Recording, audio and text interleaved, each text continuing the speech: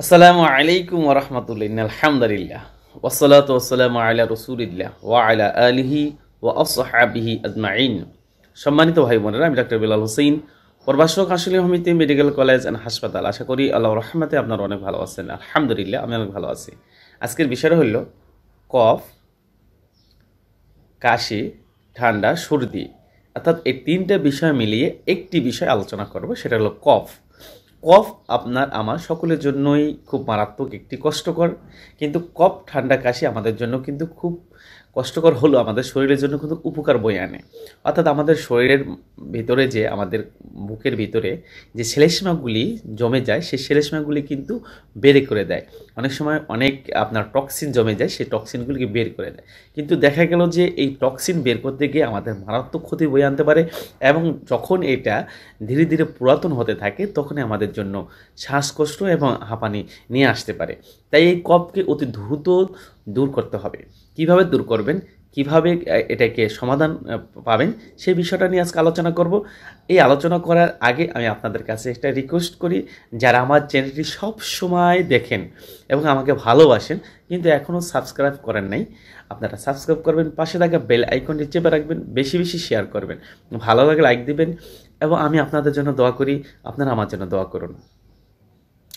কফ, দেখা যায় যে এই কফ আমাদের বুকের মাঝে জমার কারণে দেখা যায় যে আমাদের কাশতে কাশতে কাশতে কাশতে কাশতে কাশতে অনেক সময় দম ফাটানো অবস্থা হয়ে যায়, দম আটকে যায়। দম অনেক সময় মানে আটকানোর কারণে আমাদের গলা চেপে ধরে এবং চোখ মুখ দিয়ে পানি চলে আসে। এই আসার কারণে আমরা অনেক সময় ভয় পেয়ে যাই। হ্যাঁ, অনেক সময় আমাদের মৃত্যু ঘটে যাবে কিনা এমন অবস্থা চলে যায়।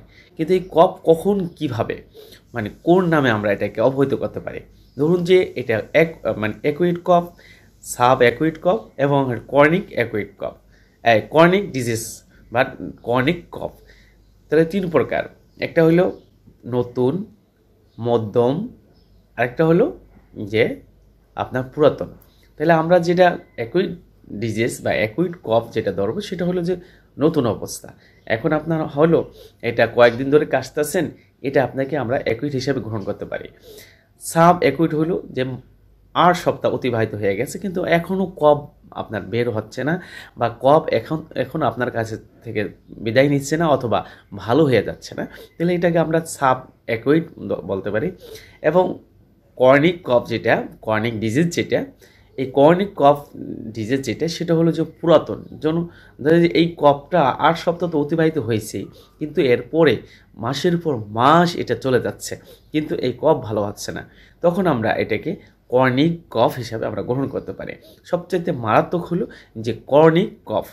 কর্নিক কিন্তু সাব অ্যাকুইট দ্বারা শুরু হয় এবং কর্নিক কফে যখন চলে যায় তখন বুঝতে হবে যে আমাকে এটা অনেক কষ্ট দেবে, আমার শ্বাস প্রশ্বাসের আমাকে কষ্ট দেবে, আমাকে শ্বাসকষ্ট বাড়িয়ে দেবে, এবং কি আমার হাঁপানি পর্যন্ত আপনার নিয়ে আসতে পারে, এবং কি আমার যক্ষা পর্যন্ত হয়ে যেতে পারে। তাহলে আমরা এই কফকে অতি দ্রুত ভালো করার জন্য ব্যবস্থা গ্রহণ করব। আসুন, কফ কত প্রকার? কফ হলো 4 প্রকার। কফ কত প্রকার? কফ 4 প্রকার। ১ নম্বর হলো ড্রাই কফ, ২ নম্বরে হলো আপনার ক্রুপি কফ, ৩ নম্বর হলো হোয়াইট কফ, ৪ নম্বর হলো আপনার হোপিং কফ। ড্রাই কফ হলো যেটা শুষ্ক, শুষ্ক যেটা যে আপনার কাশি আসে, কিন্তু দেখা গেল যে কাশির সাথে শ্লেষ্মা বের হয় না, শ্লেষ্মা না বের হওয়ার কারণে আপনাকে খুব কষ্ট দিচ্ছে, এটাকে আমরা ড্রাই কফ হিসাবে গ্রহণ করতে পারি। দ্বিতীয় যেটা হলো ক্রুপি কফ অর্থাৎ খসখসে কফ, আপনার কাশি চাইতে বেশি খসখসে, যার কারণে আপনার কাশি হচ্ছে, মানে আপনার গলার ভিতরে দেখা যায় যে যে ঠোঁট আছে বা ট্রাকিয়া আছে, এই ট্রাকিয়ার ভিতরে দেখা যায় যে খালি খসখস খসখস করতেই থাকে, যার কারণে হ্যাঁ এইভাবে আপনারা খালি কাশতেই থাকেন। এটাকে আমরা ক্রুপি কফ বলতে পারি, বা খসখসে মারাত্মক যন্ত্রণাদায়ক একটি কফ বলতে পারি। তৃতীয় যেটা হলো হোয়াইট কফ, যেটাকে শ্লেষ্মা যুক্ত কফ বলতে পারি। যে শ্লেষ্মা যুক্ত কফটা হলো যে যেটা আমরা সর্দি লাগার পরে বা ঠান্ডা লাগার পরে দেখা গেল যে কফ বের হচ্ছে, বমি মানে আর সাথে সাথে আপনার কফ বের হচ্ছে, গড় করে আপনার তরল পদার্থ বের হচ্ছে, এটাকে আমরা হোয়াইট কফ বলতে পারি। চতুর্থ যেটা বা 4 নম্বর যেটা সেটা হলো যে আপনার হফিং কফ। সবচাইতে মারাত্মক, সবচাইতে ক্ষতিকারক, সবচাইতে কষ্টদায়ক হলো হফিং কফ। এই হফিং কফ হলো হপ হপ শব্দ হবে, কাশতে কাশতে কাশতে কাশতে আপনার 12টা বেজে যেতে পারে। অর্থাৎ আপনার চোখ মুখ দিয়ে বমি থেকে শুরু করে আপনার পায়খানা পর্যন্ত, প্রস্রাব পর্যন্ত করে দিতে পারে। এটাকে আমরা হফিং কফ বলতে পারি। তাহলে আমরা 4 প্রকার কফ পেলাম। একটা ড্রাই কফ, একটা হলো আপনার ক্রুপি কফ, এটা হলো হোয়াইট কফ, আর একটা হলো আপনার হফিং কফ।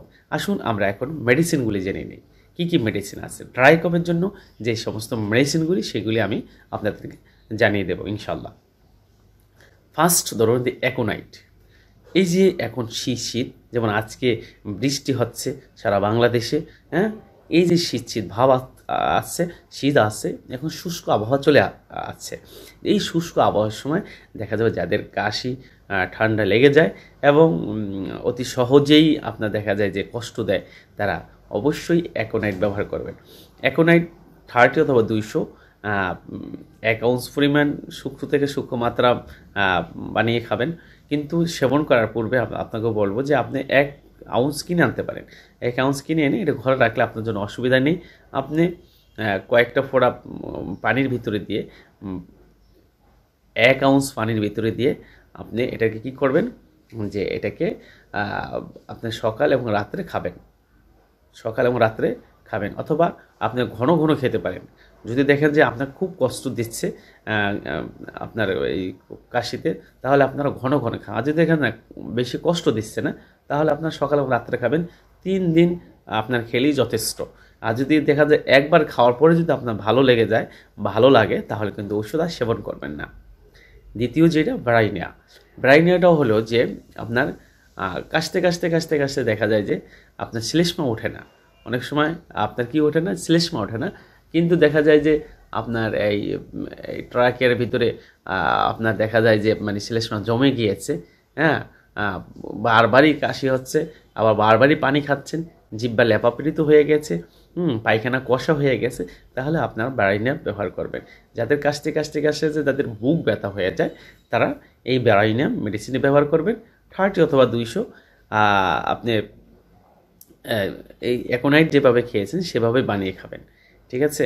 আর বাচ্চাদের জন্য এটা একেবারেই মানে সূক্ষ্ম মাত্রায় ব্যবহার করার চেষ্টা করবেন, কারণ বাচ্চারা অনেক সময় দেখা যায় যে অতি অল্প মানে ওষুধেই তারা ভালো হয়ে যায়। কিন্তু আমরা যেটা ভুল করে বসি সেটা হলো যে আমরা বাচ্চাদেরকে সবচাইতে মারাত্মক ক্ষতির দিকে নিয়ে যাচ্ছি।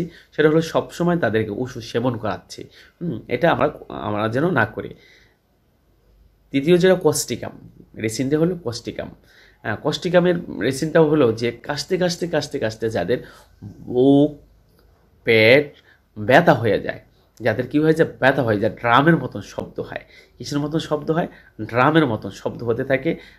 কাশতে কাশতে প্রস্রাব করে দেয়, কাশতে কাশতে অনেক সময় বমি করে দেয়, কাশতে কাশতে দেখা যায় যে গলার ভিতরে আপনার গলা বসে গেল, এই গলাটা কণ্ঠস্বরটা বসে যায়, হ্যাঁ, একেবারেই খসখসে অবস্থা হয়ে যায়। তারা অবশ্যই কস্টিকামটা ব্যবহার করবেন। আজকে এই বলে বিদায় নিচ্ছি। বিদায় নেওয়ার আগে আপনাদেরকে বলবো, যারা হোমিওপ্যাথি গ্রহণ করতে চান তারা অবশ্যই জীবনটাকে সুন্দর করতে পারবেন। জীবনটা আপনার জন্য কষ্টদায়ক হবে না।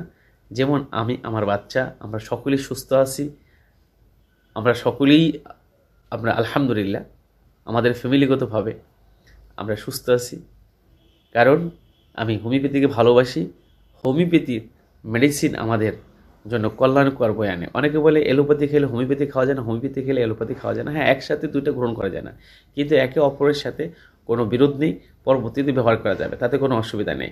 কিন্তু একসাথে ব্যবহার না করাই ভালো। একসাথে ব্যবহার করলে একে অপরের ক্রিয়া নষ্ট করে দিতে পারে। তাই আসুন আমরা হোমিওপ্যাথি গ্রহণ করি, আমাদের শরীরটাকে সুস্থ রাখি। এর পরবর্তীতে আমরা ক্রুপিং কফ, হপিং কফ এবং হোয়াইট কফ নিয়ে আলোচনা করব। তার কী কী মেডিসিন আছে সেটা নিয়ে আলোচনা করব।